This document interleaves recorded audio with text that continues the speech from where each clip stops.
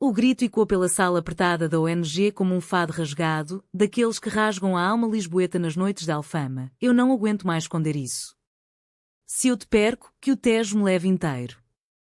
Ana, com as mãos tremendo sobre a pilha de documentos de imigrantes que acabara de organizar, ergueu os olhos para Sofia, que estava parada na porta, o rosto pálido como as paredes caiadas do bairro da Moraria. O ar cheirava a café forte e pastéis de nata queimados na cozinha improvisada, mas naquele instante, o mundo parou. Sofia, a voluntária de tranças escuras que chegara de Coimbra há apenas 3 meses, deixou cair a pasta de relatórios de ajuda social e os papéis voaram como folhas de outono no rocio. Seus olhos, aqueles olhos castanhos que pareciam carregar o peso de todas as saudades portuguesas, fixaram-se em Ana com uma intensidade que fez o coração da outra bater como o sino da Sé de Lisboa ao amanhecer. Tu sentes o mesmo, murmurou Sofia, a voz embargada, como se as palavras fossem pétalas de uma flor frágil colhida às pressas. Foi assim que começou, num fim de tarde chuvoso de outono em Lisboa, quando o segredo mútuo de um crush, guardado como um vinho do Douro envelhecido em barris de carvalho, finalmente transbordou, inundando a pequena sede da Associação de Apoio aos Refugiados no Bairro Alto. Ana era lisboeta de gema, nascida nas ruas íngremes de Chiado, onde o cheiro de sardinha assada se misturava ao perfume das jasmins que trepavam pelas varandas de ferro forjado. Aos 28 anos, com cabelos castanhos que caíam em ondas rebeldes sobre os ombros, ela carregava no peito o fado da herança familiar, uma mãe viúva, Dona Maria, que tricotava meias de lã na varanda do terceiro andar em Alcântara, sonhando com os netos que nunca viriam de casamentos tradicionais. Ana trabalhava como designer gráfica freelance, mas seu coração pulsava pela ONG há 2 anos, distribuindo roupas e histórias de esperança para famílias que cruzavam o Mediterrâneo em busca de um lar. Sofia, por outro lado, era a recém-chegada, 26 anos, com a pele morena de quem crescera sob o sol inclemente do Alentejo, mas com o sotaque suave de Coimbra, onde estudara literatura na Universidade Velha como o tempo. Ela fugira de uma família de vinicultores em Évora, onde o vinho tinto era rei, mas o amor fora sempre ditado pelas vinhas retas e conservadoras. Na ONG, Sofia organizava workshops de português para mulheres refugiadas, ensinando-as a pronunciar obrigada com o mesmo calor que colocava nas suas próprias confissões noturnas, sussurradas para o teto do quarto alugado em Madragoa. Aquele grito de Ana não veio do nada. Vinha de semanas de olhares roubados durante as reuniões na sala exígua, iluminada por uma lâmpada amarelada que tremia como uma vela no vento do Atlântico. Ana via Sofia rir com as crianças sírias, os dentes brancos reluzindo como as ondas do Tejo ao meio-dia, e sentia um aperto no peito que não era dor, mas uma saudade antecipada. Sofia, por sua vez, admirava como Ana desenhava mapas de Lisboa nas caixas de doações, traçando rotas com linhas delicadas que pareciam veias de um coração exposto. Elas conversavam sobre tudo, o fado de Amália Rodrigues que ecoava nos bares de Alfama, as procissões de santos populares com martelos e sardinha, a melancolia das chuvas de novembro que lavavam as ruas de calçada portuguesa. Mas o crush? Esse era o elefante na sala, ou melhor, o elefante no elétrico 28 que rangia subindo a colina. Ana sonhava com Sofia noites quentes, imaginando passeios pelo Jardim da Estrela, mãos roçando acidentalmente sob as folhas das magnólias. Sofia escrevia poemas em cadernos escondidos, versos sobre olhos que eram faróis no nevoeiro da Baixa, dedicados a uma ela sem nome. A descoberta veio como um raio de verão em pleno inverno. Estavam sozinhas na sede, o resto da equipe fora para um jantar de bacalhau à brás no cais do Sodré. Ana, exausta após uma tarde de triagem de roupas, sentou-se no chão, encostada a uma prateleira de livros doados, essa de Queiroz misturado manuais de sobrevivência em português. Tirou do bolso um bilhete amassado, escrito às pressas na noite anterior. Sofia, se soubesses como o teu sorriso me faz esquecer o peso do mundo. Pretendia deixá-lo na pasta dela, um gesto tímido, mas o destino, esse senhor caprichoso das novelas portuguesas, interveio. Sofia entrou cedo, pegou a pasta errada, a de Ana, e o bilhete caiu aos seus pés. Ela leu em silêncio, o rosto corando como as romãs maduras do mercado da Ribeira. Ana, chamou, a voz um sussurro trêmulo. Ana ergueu-se devagar, o coração martelando como de um toureiro na arena de campo pequeno. Eu ia contar-te. Mas e se estragasse tudo? A ONG, a amizade. Sofia aproximou-se, os olhos úmidos. Estragar? Ana, eu tenho o meu próprio bilhete guardado aqui, disse, tirando do sutiã um pedaço de papel dobrado. Ana, nos teus desenhos vejo o mapa do meu coração perdido em Lisboa. Deixa-me ser a bússola. O ar entre elas crepitou, carregado de eletricidade como uma tempestade sobre Sintra. Riram nervosas, choraram aliviadas e, num impulso, abraçaram-se, os corpos se encaixando como peças de um azulejo antigo, frios no exterior mas quentes na alma. Daquele abraço nasceu o romance, tímido no início, como um vinho verde que precisa de tempo para amadurecer. Elas marcavam encontros disfarçados, um café na brasileira, onde Ana traçava corações invisíveis na espuma do capucino, um passeio pelo aqueduto das águas livres ao pôr do sol, mãos entrelaçadas por trás das costas, sussurrando segredos sobre as constelações que pareciam dançar sobre a cidade. Sofia contava histórias do Alentejo, das noites de estrelas onde o céu era um manto negro bordado de prata e como fugira de um noivado arranjado com um primo vinicultor, um homem bom mas sem faísca. A família esperava uvas da nossa união, mas eu só via espinhos, confessou uma noite, enquanto comiam bifanas quentes na feira de Ladra. Ana falava da mãe, Dona Maria, que rezava o terço todas as noites pela noiva perfeita que traria netos para encher a casa de risos e cheiro de arroz doce. Ela ama fado triste, mas odeia finais felizes que não sejam os dela, ria Ana, mas com um nó na garganta. Lisboa, com suas 7 colinas e 1000 igrejas, era o palco perfeito, romântica nas luzes do castelo de São Jorge, melancólica nas sombras do Chiado, mas sempre acolhedora para amores que brotavam como as flores nos jardins do Palácio de Belém. Porém, o amor, como o fado, carrega sempre uma nota de dor. O segredo mútuo era uma bolha frágil e as famílias, aquelas fortalezas conservadoras tecidas com linhas de tradição católica e orgulho regional, começavam a farejar o vento da mudança. Dona Maria, com seus 55 anos de viúva devota, notara as ausências de Ana nas tardes de domingo, quando deveria estar ajudando na missa da Sé. "Onde andas, filha?" "Com que rapaz te metes agora?" perguntava, os olhos estreitos como as ruas de Alfama. Ana desviava, culpando a ONG, mas o coração pesava como uma âncora no Tejo. Em Évora, os pais de Sofia, o Sr. João e Dona Isabel, vinicultores de geração em geração, enviavam cartas cheias de saudades e cobranças. "Volta para casa, filha. O noivo antigo ainda pergunta por ti." O Alentejo precisa de raízes fortes, não de caprichos da cidade grande. Sofia lia aquelas linhas à luz de uma vela no quarto de Madragoa, lágrimas caindo como chuva de primavera, e corria para os braços de Ana, que aninava com canções de fado suaves tocadas no violão emprestado da ONG. O primeiro conflito veio sutil, como a névoa que sobe do rio nas manhãs frias. Durante uma reunião da equipe, uma colega mais velha, a tia Rosa, uma viúva de Setúbal que servia sopa aos refugiados com mãos calejadas de anos no mar, flagrou um beijo roubado no canto da cozinha. Não foi intencional. Ana e Sofia, rindo de uma piada sobre o trânsito caótico da Avenida da Liberdade, se inclinaram uma na outra e os lábios se tocaram leves como pluma. Tia Rosa congelou a colher de sopa parando no ar. "Meninas! O que é isto? Deus me perdoe, mas isto não é certo. Aqui na terra de Nossa Senhora, amor é entre homem e mulher para fazer família." As palavras caíram como pedras no pavimento de calçada e Sofia, pálida, murmurou: "Tia, é amor puro, como de Fátima." Mas Rosa abanou a cabeça, cruzando-se. "Puro? Isto é tentação do demo. Vou rezar por vós." Naquela noite, Ana e Sofia caminharam pelo terreiro do Paço, o braço do pombal gigante vigiando-as como um juiz silencioso.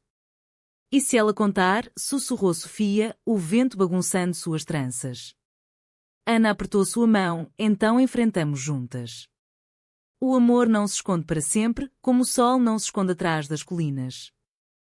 Mas o destino, cruel como um vendaval atlântico, acelerou o inevitável. 2 semanas depois, durante a festa de Santo António em junho, aquelas noites de Lisboa, com manjerico nos bolsos, sardinha grelhada nas ruas e arraias dançando ao som de marchas populares, Ana convidou Sofia para a casa da mãe, disfarçada como uma amiga da ONG para ajudar nas decorações. Dona Maria, animada com o bulício da festa, preparou uma mesa farta, pão com chouriço, salada de tomate e orelha de porco, regados a vinho de colares. Sofia chegou com um manjar de amêndoa caseiro do Alentejo, o vestido florido ondulando como as saias das bailarinas do fado. Riram, cantaram ó Santa Joana ao som de um rádio antigo, mas o ar estava carregado. Quando a meia-noite soou e os fogos iluminaram o céu sobre o castelo, Dona Maria puxou Ana para o canto da cozinha. Quem é esta Sofia, filha? Vejo como olhas para ela. Não é homem, é mulher. Meu Deus, o que dirá o teu pai no céu? Ana engoliu em seco, o coração disparado. Mãe é amor. Verdadeiro como o teu pelo pai. Mas Dona Maria desabou numa cadeira, o rosário tilintando nas mãos. Amor? Isto é pecado. Amanhã conta ao padre. Não mancharás o nome da família. A notícia se espalhou como fogo em palha seca. Tia Rosa, que ouvira de Dona Maria numa confissão apressada na igreja de Loreto, sussurrou para uma prima em Setúbal e dali para Évora via telefonemas noturnos cheios de ai, Jesus. Os pais de Sofia receberam a carta, sim, uma carta anónima, escrita com caligrafia trêmula, provavelmente pela tia Rosa em momento de zelo excessivo. A vossa filha anda em caminhos errados em Lisboa. Com uma mulher. Salvem-na antes que se perca.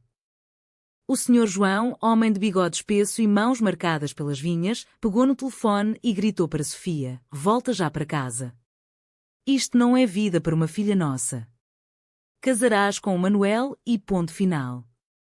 Sofia, no quarto de Madragoa, atirou o telemóvel contra a parede, o ecrã rachando como seu coração.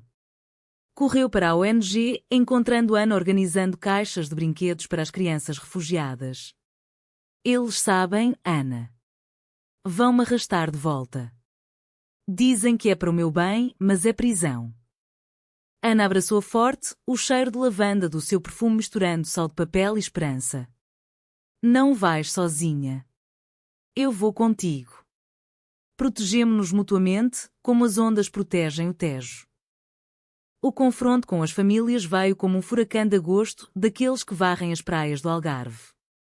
Ana e Sofia decidiram enfrentar juntas, primeiro, Dona Maria, numa tarde de domingo chuvosa em Alcântara. A casa cheirava feijão à transmontana, mas o ar era pesado como chumbo. Mãe, esta é Sofia. Não uma amiga, mas a mulher que amo. Dona Maria, de lenço na cabeça e terço no colo, chorou rios, invocando santos e maldições suaves. Traição à família. O que dirão as vizinhas no mercado? És a minha única filha, Ana. Pensa nos netos, na tradição. Sofia, de mão dada com Ana, falou com voz firme. Dona Maria, no Alentejo, as vinhas florescem sozinhas se o sol for bom. O amor não precisa de rótulos para dar fruto. Deixe-nos ser felizes, como o Senhor seu marido a fez feliz. As palavras tocaram algo na viúva. Ela pausou, os olhos suavizando por um instante, recordando o jovem pescador que a cortejara com flores silvestres às margens do Tejo. Mas o orgulho venceu. Saiam da minha casa. Não até que te cases direito. Em Évora, o embate foi mais feroz, sob o sol impiedoso das planícies alentejanas. Viajaram de comboio, as mãos unidas no banco duro, partilhando um pão com queijo da serra. A quinta dos pais de Sofia era um paraíso de vinhas intermináveis, uvas maduras pendendo como promessas não cumpridas. O Sr. João esperava na varanda, braços cruzados, Dona Isabela ao lado com o avental manchado de mosto. Que é isto, Sofia? Uma doida de Lisboa te envenenou a mente? Sofia ergueu o queixo, o sotaque coimbrão firme. Não é veneno, pai. É vida. Ana é a minha vida. Ana, nervosa mas resoluta, acrescentou. Senhor João, eu sei o que é perder raízes. Perdi o pai cedo, mas encontrei em Lisboa um lar no amor. Deixe-nos construir o nosso, sem correntes. O vinicultor bufou, recordando as noites de vindima onde o vinho corria livre, mas o amor era domado pela terra. Isto acaba aqui. Ou ela, ou a família. Dona Isabel, mais suave, tocou o braço da filha. Filha, o Alentejo é conservador. Pensa na vergonha. Mas Sofia, com lágrimas nos olhos, rebateu: vergonha esconder quem somos. Prefiro ser exilada do que prisioneira. A traição veio de onde menos esperavam, da tia Rosa, que, num acesso de culpa, escreveu uma segunda carta, desta vez para a igreja local em Évora, pedindo orações pelas almas perdidas. O padre, um homem idoso de Alcácer do Sal, contactou os pais e o escândalo inchou como uma onda. Jornais locais, aqueles tabloides sensacionalistas de província, apanharam o vento. Escândalo na Vindima, filha de vinicultores em amor proibido com Lisboeta. Fotos granuladas de Ana Sofia no mercado da Ribeira circularam e a ONG em Lisboa recebeu telefonemas anónimos. Arrependam-se ou fechem as portas. Sofia, de volta à capital, desabou nos braços de Ana numa noite de trovoada. Traíram-nos, Ana. Até a tia, que jurou silêncio. Ana, limpando as lágrimas com beijos suaves na testa, sussurrou: traição dói, mas o amor cura. Lembra-te do fado, na dor nasce a beleza. O alto trau irrompeu numa assembleia familiar forçada, organizada pelos pais em Lisboa, num restaurante de mariscos no Chiado. Mesa longa, cheirando a cataplana e vinho verde, mas o ambiente era de velório. Dona Maria e os vinicultores sentaram-se de um lado, Ana e Sofia do outro, com tia Rosa como mediadora relutante. O senhor João iniciou: isto acaba hoje. Sofia volta para Évora, casa com o Manuel. Ana, tu curas-te na igreja. Sofia bangou a mesa, o copo de vinho derramando como sangue. Não. Eu amo Ana. E ela me ama. O que é família se não apoio? Ana, voz trêmula mas forte, acrescentou: nós ajudamos estranhos na ONG, refugiados que fugiram de guerras por amor à vida. E vós, que nos amais, negais-nos o mesmo? Dona Maria chorou: eu temo por vós, filhas. O mundo é cruel para quem foge do caminho. Mas Sofia, erguendo-se, tocou a mão da sogra improvável. Cruel é o silêncio. Deixe-nos mostrar que o amor vence, como Portugal venceu os mares. Naquele momento, algo quebrou.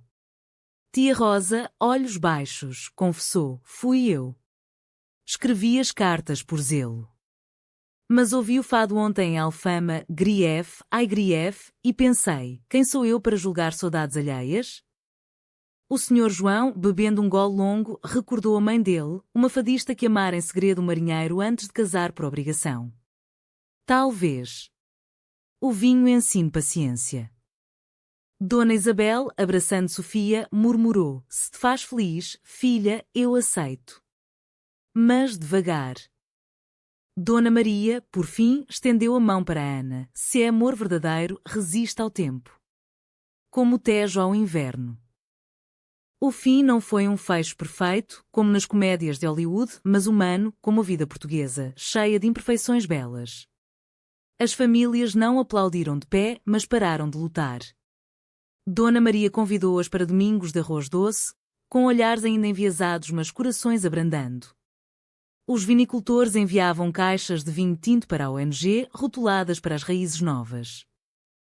Ana e Sofia mudaram-se para um apartamento pequeno em Belém, perto do mosteiro, onde o sino tocava como bênçãos diárias. Continuaram na ONG, agora com workshops sobre aceitação, inspirados na sua jornada. O amor delas cresceu devagar, passeios de elétrico ao amanhecer, fados cantados em dueto nas noites de verão, mãos dadas em procissões onde santos pareciam piscar o olho. Houve recaídas, discussões sobre tradições, noites de dúvida sobre chuvas torrenciais, mas sempre a proteção incondicional. Eu cuido de ti, como Lisboa cuida dos seus filhos perdidos. Anos depois, numa vindima em Évora, Sofia colheu uvas com Ana ao lado, rindo enquanto o sol dourava as vinhas. Dona Isabel sorriu de longe, e Dona Maria, visitando de Lisboa, sussurrou: o amor é como o vinho, melhora com o tempo. E assim, no coração conservador de Portugal, duas almas encontraram seu porto seguro, uma na outra, outra na coragem de amar sem máscaras. Fim? Não, apenas o começo de um fado novo, cantado em tons de esperança.